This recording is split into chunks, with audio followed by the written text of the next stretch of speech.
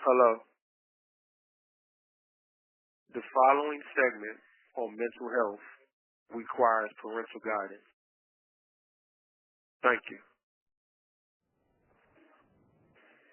Hey, what's up, y'all? Welcome back to 40 Minutes with 40. This is Free, founder of the 40 Strong. So glad that you took a moment to listen, to support, to hear, and we're here. So we got a great show for you. We're going to be dealing with mental health. The 40 Strong organization has been very, very supportive of mental health for our members and also for the rest of the men and women in Virginia DOC. We believe that mental health is essential to rehabilitation.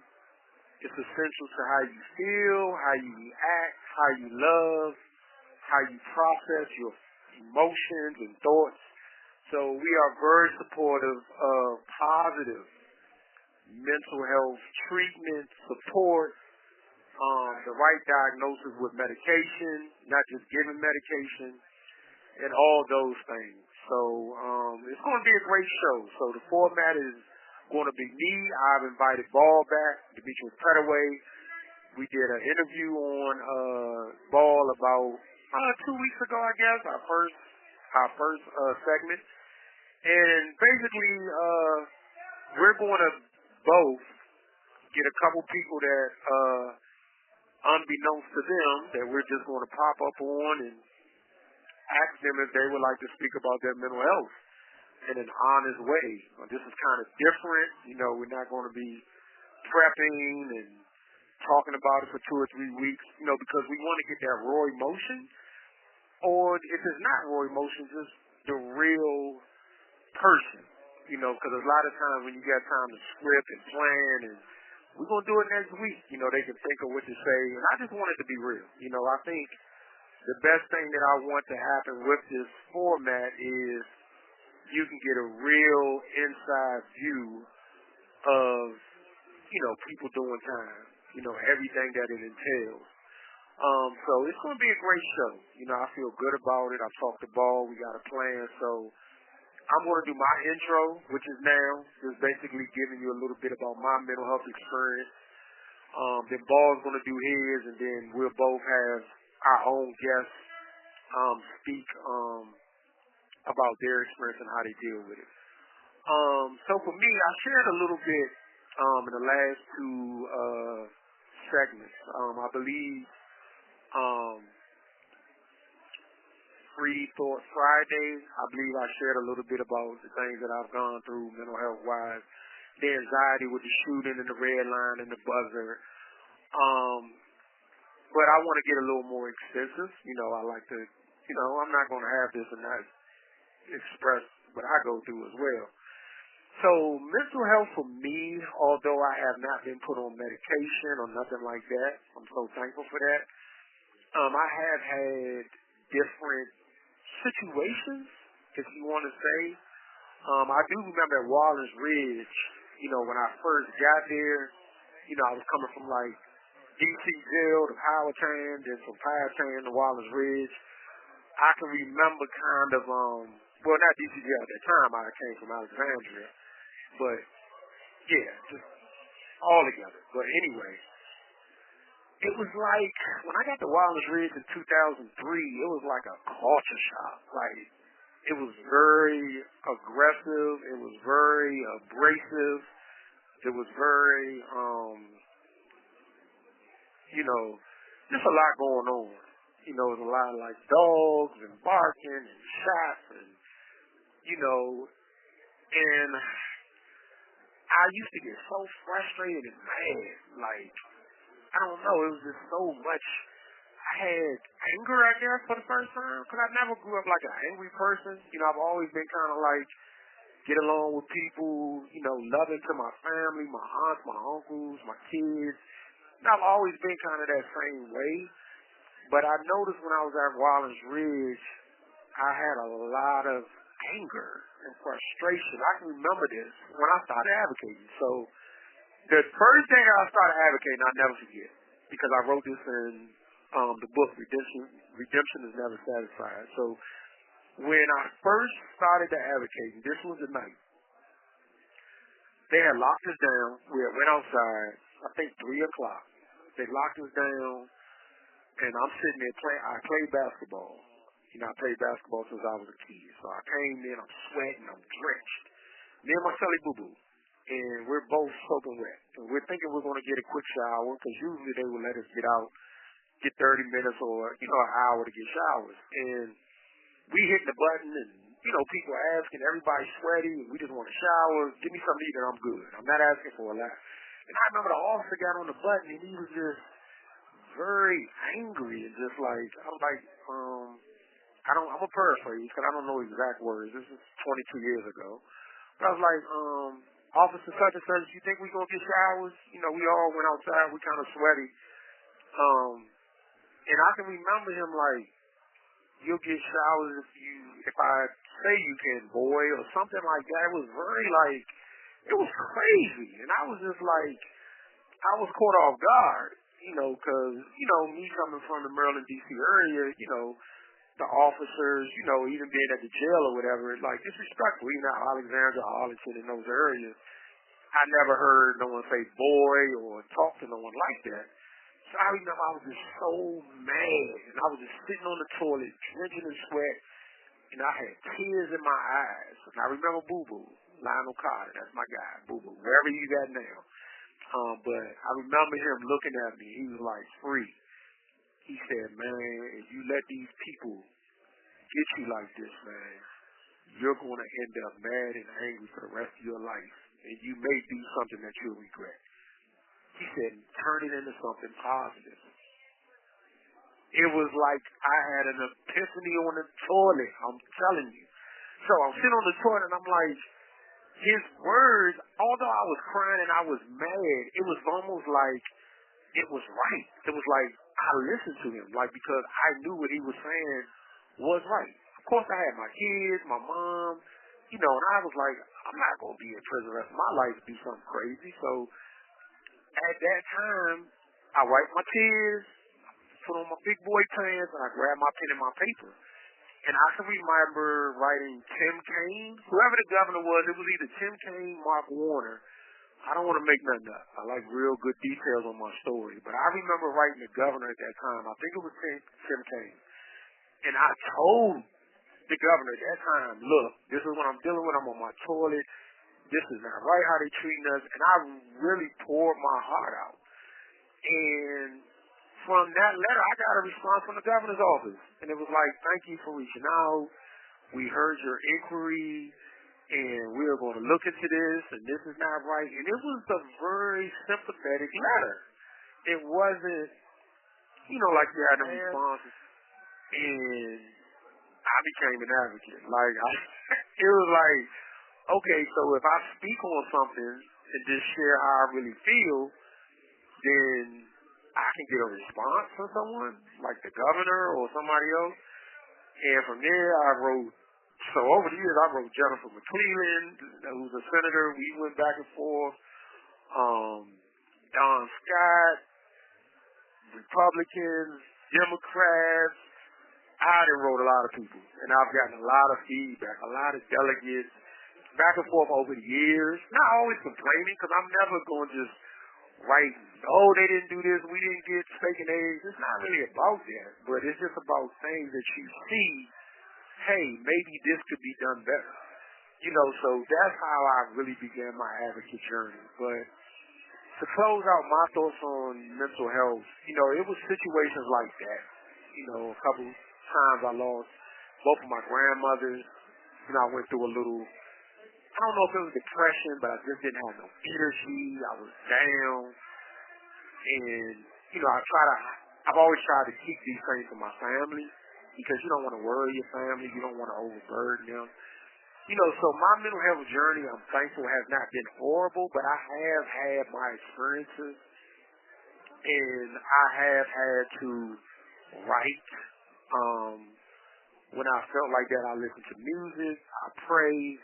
You know, I've done so many different things to build up my mental health over the years, and I understand the importance of it. So I'm excited, you know, I want to stop me.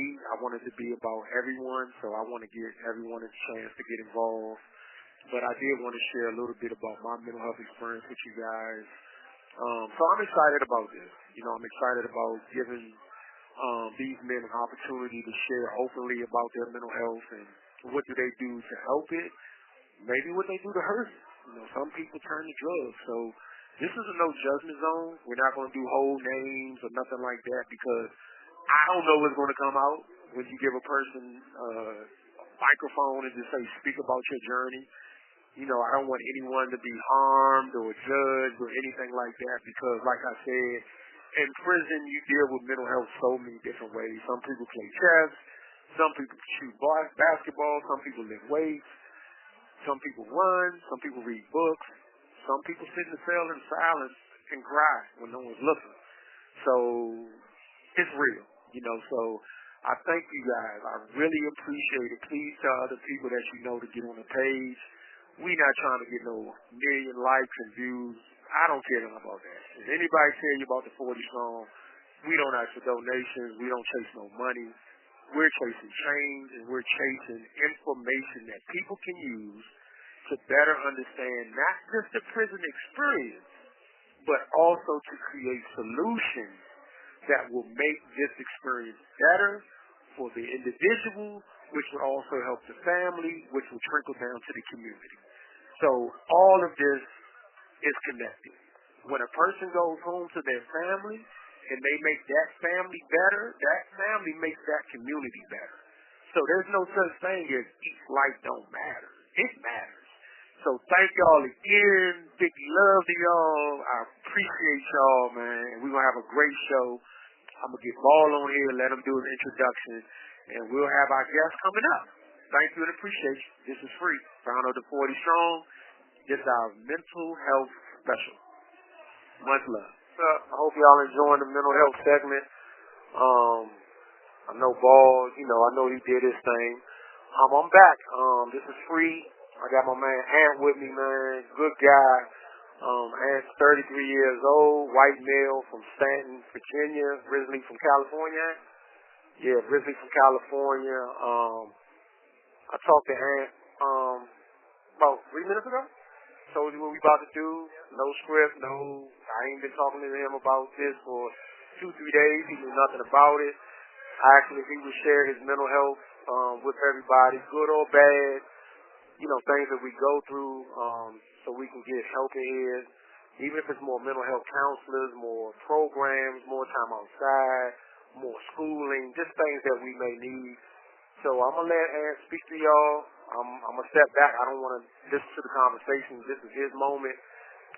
He just want to share with y'all, his experience and how he manages, his mental health, frustration, anxiety, whatever he's going through. So I introduce y'all to Ant, my main man. Here you go, Ant. Hey, my name's Anthony. I'm from Merced, California. Locked up currently. The mother of my kids' boyfriend molested my children. Upon finding out, I decided to take matters into my own hands. That resulted in me getting 9 years, 1 month. It's a daily struggle in here, especially trying to be a parent. It makes it hard. They took night rest from us, which results in us not being able to come out at night. So due to kids starting up school and stuff, it makes it hard trying to be a parent over the phone, especially being incarcerated. On top of these COs, they want to treat us however they want, try to get you into your deepest, darkest feelings. And sometimes it takes a lot not to, express your anger towards these COs in an aggressive manner. It takes a lot. And someone like me that has a lot of depression, anxiety, and stuff, it's hard to balance your mental health in here, especially around other inmates. Sometimes you just got to try to take it easy. You got to try to avoid stepping to the level that they want you to step into. At the end of the day, we're stuck in the cells a lot. It makes it hard when you're, you don't have a good compatible cellie, something, as far as cellies that just try to get the best of you or try to do stuff to purposely get you out of your element. you just got to try to balance things and take it one day at a time. That's all I can do at the end of the day, and that's all I try to do for.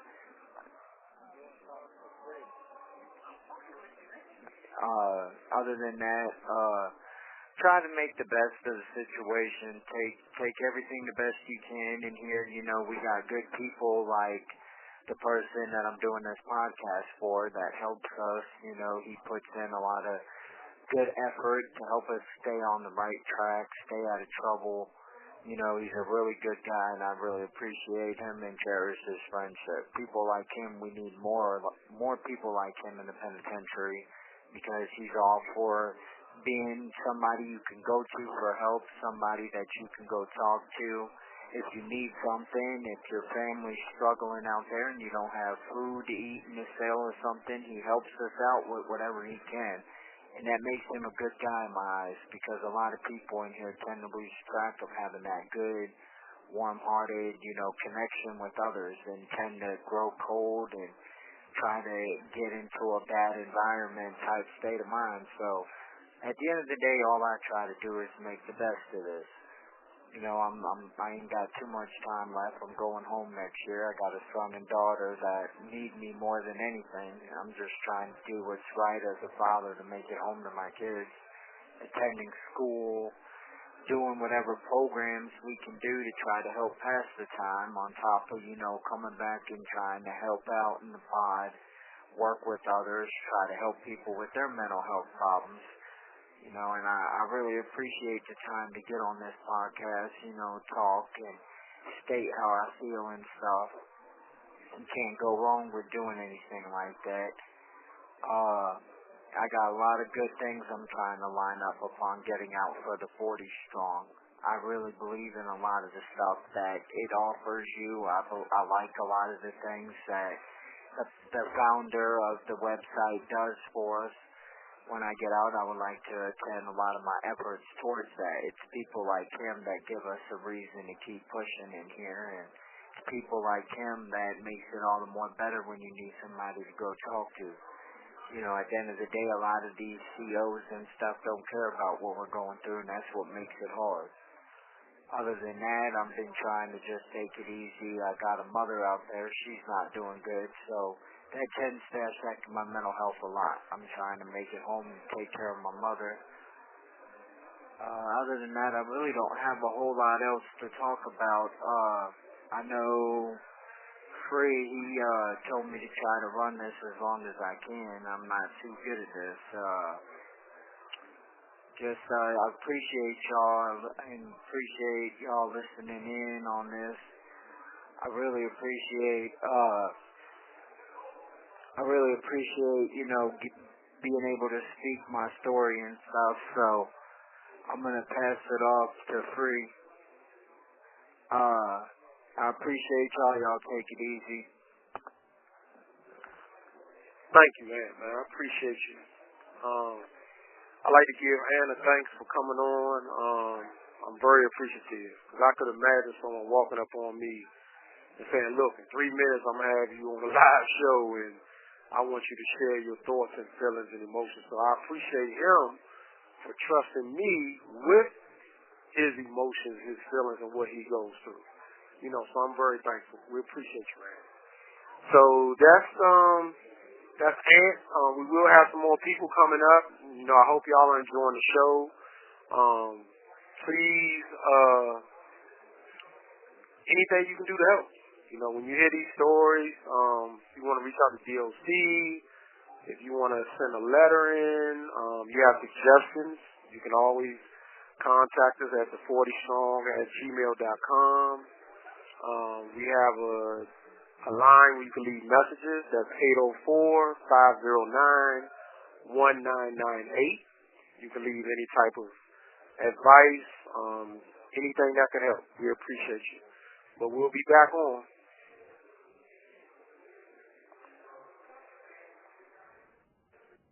Hey, what's up? Free back at you. Got my man Saki right here. He's going to share his mental health journey with y'all.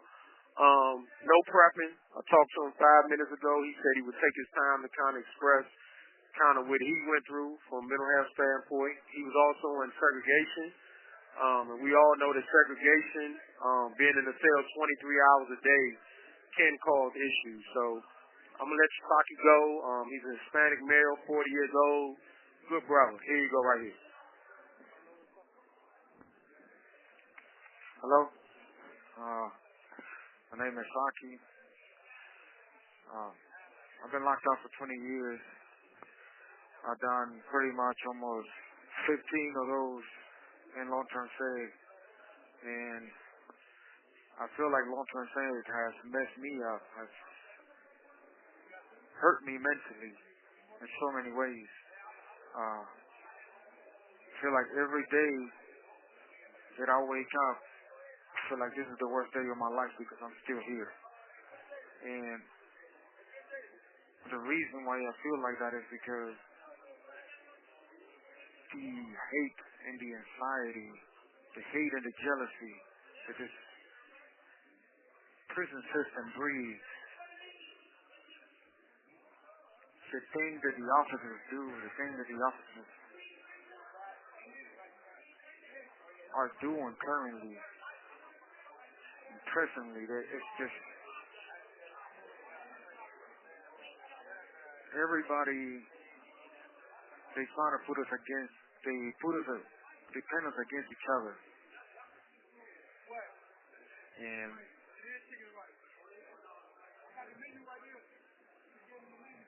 as right now, they are coming out with new rules to take everything away from us.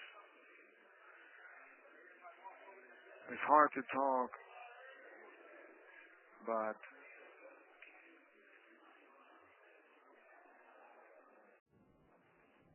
Hey y'all, what's up? Hope y'all enjoying the show, man. I'd like to take a second to give a shout out to our guests, man, because I could imagine someone pulling up on you and saying, share your mental health experience with people you don't know, and just trusting me to get on the phone and really talk about what we've been through. So let's give a shout out to the guests, man. You know, I really appreciate these men for taking that time to share their experience openly and freely. You know, I am stepping away from the phone so they can have privacy. So I'm very thankful and I'm appreciative, and I'm hoping, you know, that y'all are getting a lot so far. Next I got, I always say my main man, but you know, it's my main man, TJ from Norfolk. You know, we've had a bond for a little while now. We talk, he comes to me for advice, different things. So when I pulled up on him a little while ago, he said, yeah. You know, it wasn't no question, you know. So here go TJ from Norfolk, man. Thank you. Hey, how you doing? My name is TJ Terezi Quan Luster. I'm 25 years old, and I want to share my 5-minute experience on what I've seen in prison. I've seen people die. I've seen people get stabbed, overdoses, and the police don't do their round when they're supposed to, so they will blame the death on the inmate and say that he should have never been doing the drugs and stuff like that, but the police are responsible for us. We're already stopped. They're supposed to look out for us and make sure don't nothing happen. I've seen fights, stab wounds. I've seen a lot of people get stabbed. I've seen police be disrespectful, racial slurs, the N-word. I'm not really all the way there mentally. Well, I am, but I'm kind of scarred mentally from the things that I've seen. It'd be hard for me to cope at times to talk about the things that I've seen, to share my experience with family and friends. I don't ever really get to express how I feel. I just share my family problems and what's going on out there. I don't really get to talk and explain what I've seen, but I've seen a lot. It kind of affected me, my life on the street, and when I go out there and do, how I cope, or the things that I do. Forgive me. I just seen a lot. I got mental health problems. I used to take medication for it. What they say is run, or the drug that they say is run. I seen gang members running the pod, I seen the fire alarm in the system, the fire alarm in the pod be buzzing all day, and a dude was in the cell being stabbed to death, and the police could not come to his aid because the fire alarm was broke, so it's buzzing over top of him, screaming and hollering, so they could not come to his aid. I've seen people lose their eye, get stabbed in the eye. I've seen people get jumped. I've seen people hit their head too hard and die. It's a survival thing. You gotta survive in here. Certain people do it through gangs. Certain people have certain people to lean on. Certain people make knives. You can make a weapon out of anything. You can make a weapon out of plastic, a lotion bottle. You gotta just survive in here. Me being 25, I was supposed to be in college. I was supposed to be doing something with my life. I made a mistake, and I'm reaping the penalty for it. And the thing that I've seen, I don't mean to be stumbling over my words. It's just, I don't know. I'm just thinking, but I am scarred mentally. I've been put in a situation where a stabbing had occurred, and I did not partake in the stabbing, but I caught a street charge, and the gang members had threatened to pay me if I did not take the charge, and they had threatened me to take the charge, but I did not. I had remained in the hole for 9 months. I suffered through severe, harsh environments of COs spitting on the tray, or they doing stuff to your tray. I done been threatened. I done been stabbed. This is worse than the military. It's worse than the military. You gotta always be aware of what's going on. People stealing, you gotta make sure your property and everything, your belongings is safe. People stealing. That's all I have for now. They're telling us to lock down. My name is Terrell Jaquan Luster. I will continue when I come back out and share my experience, but I appreciate it. Thank you. Hey, y'all. Well, we in prison. Sorry for the show, but we got locked down. This is real life. Maintenance coming in. When we come back out, I'm going to let TJ finish up. We have some more people coming up. Thank y'all. Apologize. Hey, how y'all doing? I got James here with me. Ready to share his mental health experience. I'm going to give y'all James. He's ready to go. I talked to him, and he said he would love to help out and help us fix this issue. Hold on 1 second. How y'all doing? This is James Murray. I'm at River North Correctional Institution. I just want to share my mental health and what I'm going through while I'm in prison. Well, first of all, I struggle with a lot of things, all my life. I've been traumatized, and I'm kind of afraid of going home, and I just want to get some help. Sometimes I just feel like that my mental health is a trigger. It has me, doing things that affect others. Sometimes I'm not aware of things I do, and I just want to get some help. And sometimes I'm struggling with going home. I'm afraid I go home next year, and I just want to get some help and get a job and do the right thing. And sometimes that my mental health caused me to have triggers for suicide, on a suicide watch and stuff like that while in prison.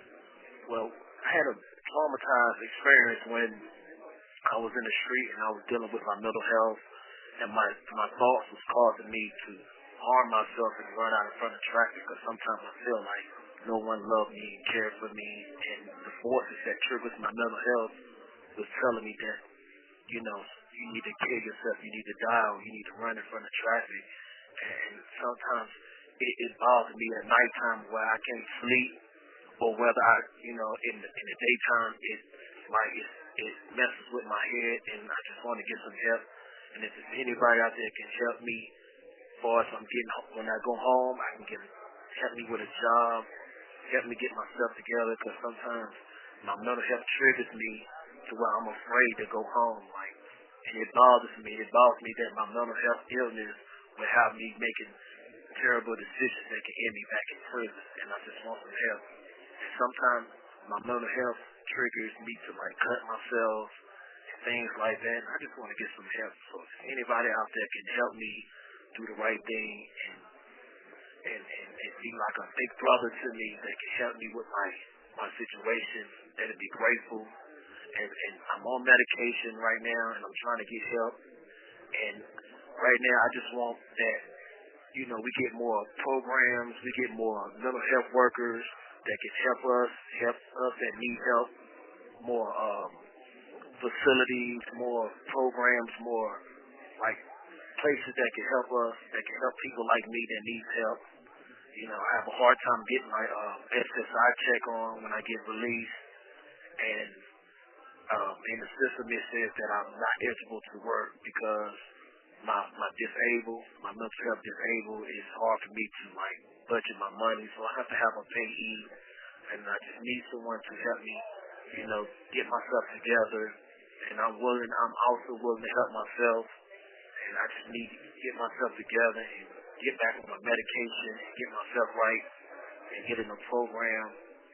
If anybody can help me, I'm from North Carolina.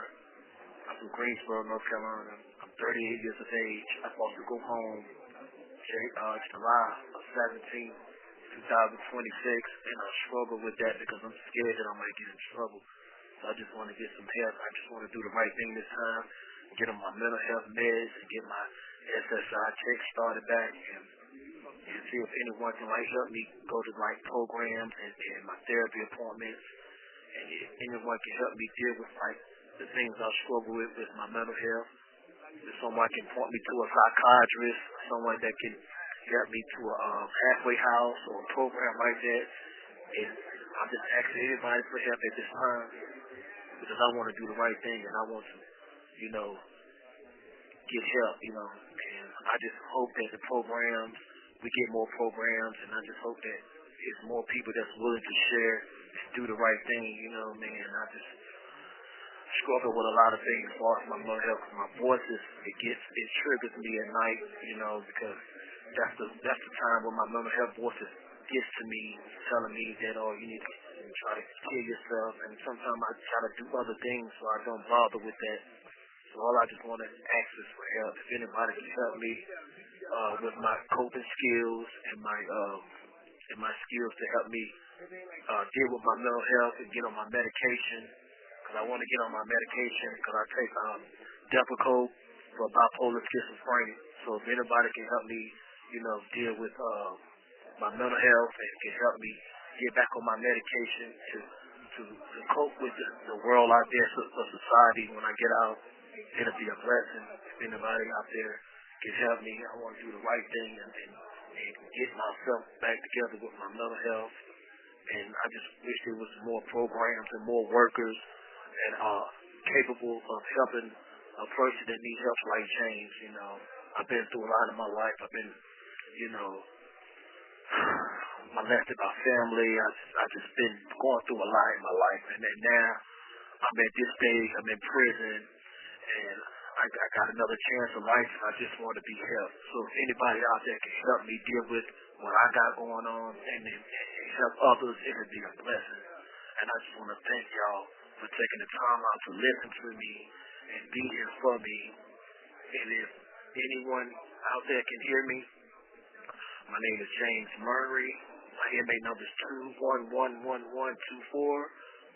And I'm from North Carolina, Greensboro. And if anybody can just reach out to me and help me, it'll be a blessing. And I thank you so much for just being there for the community and helping people.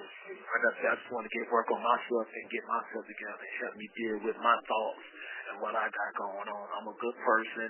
I'm a very laid back guy. I just want to do the right thing and work myself through my thoughts and through my mental health because of my triggers. It messes with me when I'm going through these different problems and I have no one to talk to, and I just feel like I'm in a black cloud and I feel like I'm just stuck. I just can't move nowhere or get out. My mother died, my sister died in April of this year, my mother died in 2017, and it bothers my mental health, so it makes my thoughts race and stuff, so I just want to, do the right thing and help. So if anybody could just help me going through with my mental health, it'll be a blessing, man. I thank everybody for listening to me. Y'all been a blessing to my life. And if y'all can get more workers and and more team people that can help us, that it'll be a blessing, man. I thank y'all so much for listening to me, and I wish one day someone could just reach out to me and help me. And I thank you. Thank you so much for being here for me, taking the time out to listen to me, and being here for me. It's a blessing. I just hope someone can help me deal with my mental health and what I'm going through. And thank you so much, because it's been a blessing. And like I say, thank you. Let me say one more time, I'm so thankful for our guests. I appreciate all the information that they were willing to share freely. Really thankful to James. He's not a guy that's out here just talking every day. So for him to open up and express himself, I was really appreciative to James. I had James with us. I did tell him I want to do a little more with the interview, more of an interview style, a few questions that I had that I'm sure that, everyone at home listening would like to know. So he is here with us. And, James, for everybody that's listening, what do you think is a contributor to, like, the drug use issues, like guys getting high, whatever that is, as far as with the mental health, what do you think is triggering that use? What's triggering that use is stress, time being in prison, away from my family, peer pressure, different things like that is triggering that use to why we have to use drugs, why we incarcerated, because we get depressed, whether it comes from the officers or whether it comes from other inmates. So we express our feelings with drugs, so we have to use drugs to cope with our feelings and what we deal with through our daily emotions while we incarcerated. Okay, that's what's up. Now, what do you think would be helpful? Like, if it could be more programs, do you think we need more mental health counselors? Like, what do you think would help with this? More time, visits with our families? Like, if you had your ideal way of fixing the mental health issue in the Department of Corrections, what are some ideas that you would have? Some of my ideas that I would have is we get more workers, we get more programs, we get more people to come out to the institutions that can speak to us, and more time out of our cells to have different groups to interact with other outside people to come in to help us with some of our triggers and some of our issues that we deal with drugs and when it comes to us being stressed out in the system. I appreciate that. Now, I got to wrap this up. It's supposed to be 40 minutes with 40. We may be over on this, but it's mental health, so we're not counting time. But if you could say something from your heart that can inspire somebody out there or someone who has a family member or someone who's struggling, not really getting through right now mental health-wise, there's so much going on in the world, what can you say to inspire that person just to give them the hope to go on for another day? What I would say is one day at a time, and always keep your prayers and keep your faith, and always know that it's one day at a time. And if we can come back together and be a community to help our families and friends, that'll be grateful. Okay, we appreciate you, man. And I'd like to thank everybody for listening. That will wrap up our 40 minutes with 40 mental health podcast. I say a podcast, I wasn't supposed to, but it's a podcast, I guess. Whatever. This is coming to us from us to y'all. And we have to give a shout out to Ball. I have to give a shout out to Ball. I was hoping that Ball would have came, and spoke to everybody, deep cut away. But he was, last few days dealing with, things of his own, mental health things, like stress, frustration. You got 96 people, and, sometimes it's hard to have everybody on the same page. You know what I'm saying? We're from different places. We're from different geographics. We're old. We're young. We're white. We're black. We're Asian. We're athletic. We're not. So when you put 96 people in this type of environment, it can be tough for everyone to be on the same page. Look, we're going to do this. We're going to go to trial. Everybody stay off the red lines. Let's keep our rep. You know, so the brother was kind of dealing with frustrations of if one person mess up, everybody loses their rep. If one person mess up, we don't go outside. You know, so we send our thoughts out the ball. He's good. I checked on him yesterday. You know, he was sounding a lot better. And maybe in future shows he can get on and share, or we might can add on to this, you know, where we can get something from him tomorrow, next week, and we'll add it to the end of the show. And, you know, we just want to let everyone know that mental health is real. At any other time that it's real is when you're in prison, because you don't have that friend to call. You don't have that son or that daughter to reach out to. You don't have your husband, your wife, your girlfriend, your boyfriend to get a hug from. So you're basically navigating this existence by yourself, with the exception of a JPay email or a phone call to family, a letter or something like that. So we are asking everyone, please keep us in thought and prayer. Please keep your mental health in thought and prayer, because it's not easy. It's a fight. We look at the news. We worry about our families. We see the price of food, and we see inflation and everything that's going on in the world. So if you're dealing with stress, take the time to breathe. Take time to just relax. Do not let life beat you up. Be your best today. Whatever is not your best, whatever you can't get done, try again tomorrow. I appreciate y'all. I thank you so much for supporting us, for listening to this mental health segment. And I'm signing off. I thank our guests once again, the men who shared up their time. We appreciate them. And I thank y'all.